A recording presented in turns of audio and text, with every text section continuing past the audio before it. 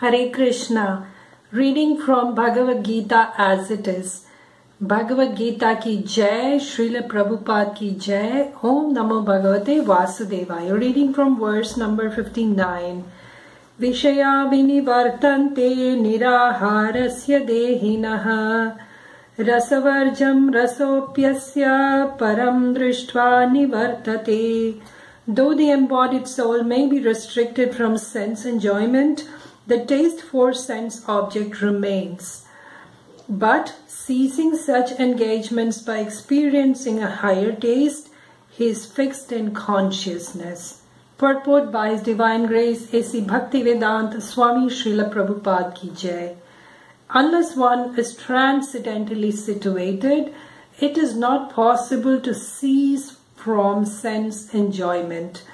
The process of restriction from sense enjoyment by rules and regulations is something like restricting a diseased person from certain type of eatables. The patient, however, neither likes such restrictions nor loses his taste for eatables. Similarly, sense restriction by some spiritual process like Ashtanga Yoga in the matter of yama, niyama, asana, pranayama, pratyahara, dharana, dhyana, etc. is recommended for less intelligent persons who have no better knowledge. By one who has tasted the beauty of the Supreme Lord Krishna in the course of his advancement in Krishna consciousness, no longer has a taste for dead material things. Therefore, restrictions are there for the less intelligent neophytes in the spiritual advancement of life. But such restrictions are only good until one actually has a taste for Krishna consciousness. When one is actually Krishna conscious, he automatically loses his taste for pale things. This was verse number 59. Here the gist is that artificially one cannot completely curb one's senses. One can temporarily conquer them through yogic practices like yama, niyama and so on, but those are not a permanent solution because at the weak moment. So if there is one point to be understood in this verse, that is, if there is a higher taste, then the lower attachments will automatically drop. No need to artificially curb it.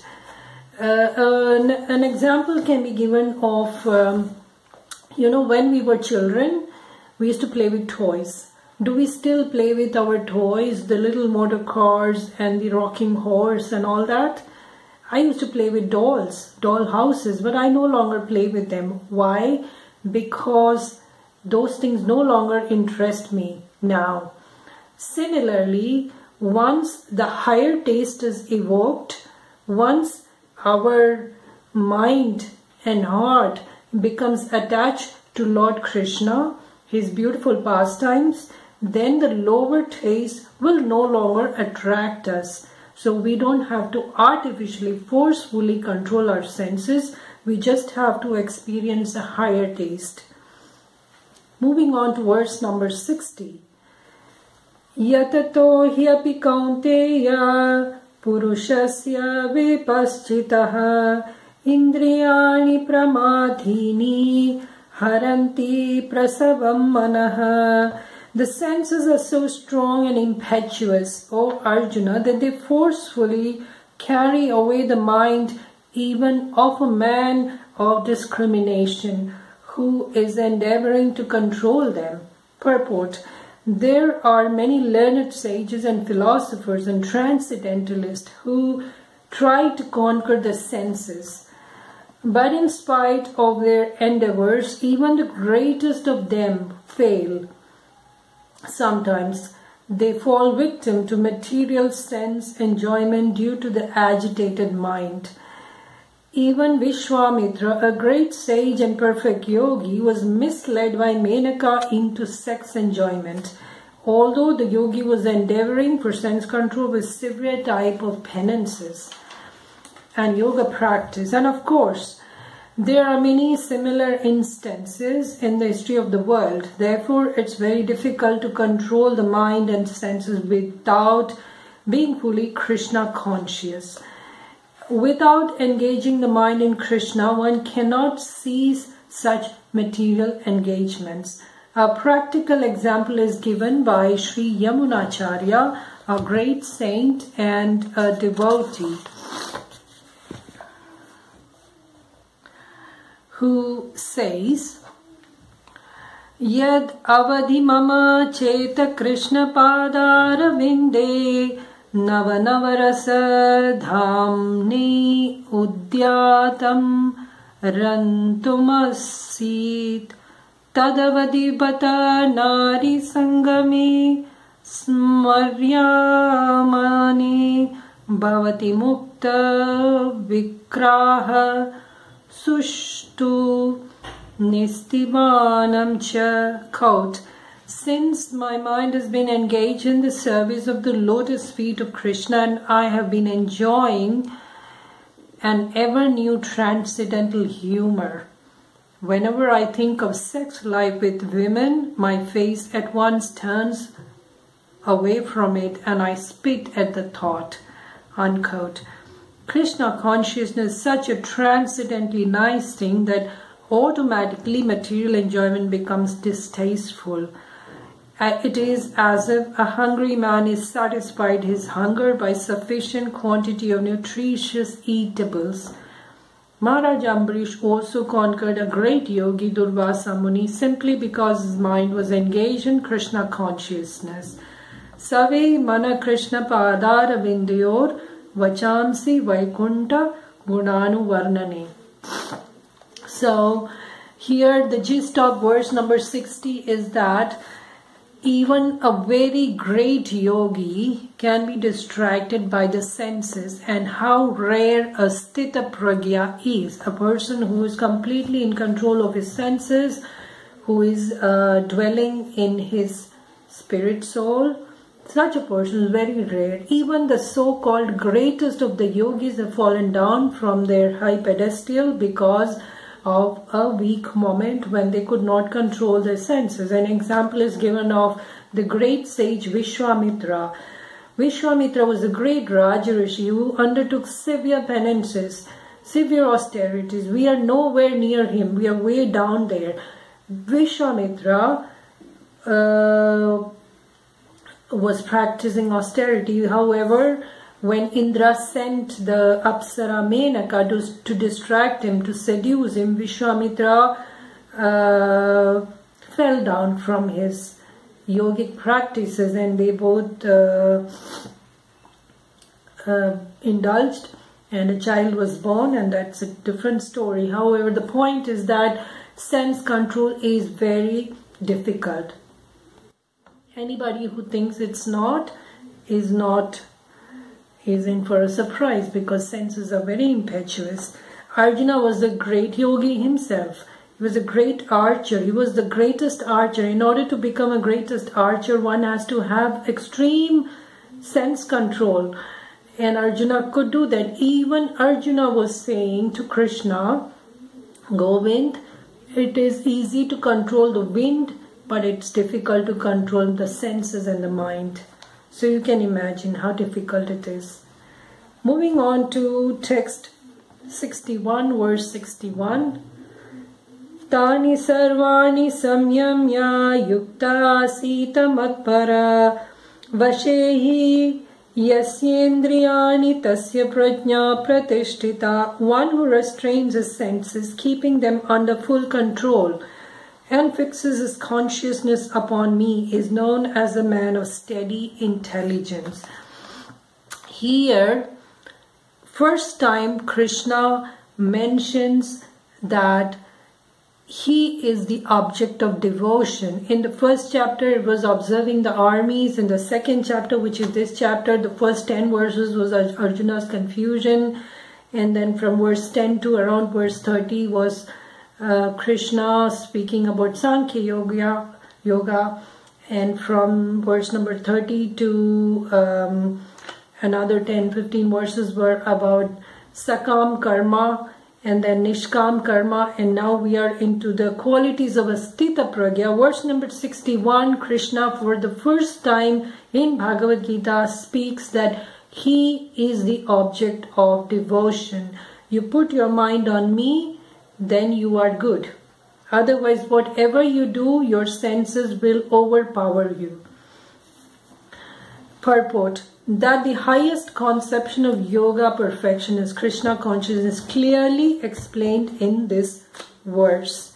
So the words that mat para is the word, be situated in me, mat para. So here clearly Krishna says, put your consciousness in me. And unless one is Krishna conscious, it is not possible to control the senses. As cited above, the great sage Durvasa Muni picked a quarrel with Maharaj Ambarish, and Durvasa Muni unnecessarily became angry out of pride and therefore could not check his senses. On the other hand, King Ambarish, although not as a powerful yogi, as a sage, but a devotee of the Lord, silently tolerated all the sages' injustice and thereby emerged victorious. Now, to tell the story in a very capsule form, Maharaja Ambarish was a great devotee of Lord Krishna. He would, in the next few verses, we will see he used to engage all his senses in serving the deity of Krishna. One day, Durvasa Muni came to visit Maharaj Ambarish. It was a Dwadashi day. Maharaj Ambarish had done a Nirjala fasting on Ekadashi, and Dwadashi Parana time was there. You have to break your fast within the Parana time. If the time goes, then your Ekadashi extends. So it's important to break your fast on Dwadashi on the Parana time. But Durvasa Muni came at that time, and Maharaj Ambarish greeted him with all due respect as to be given to a Brahmina.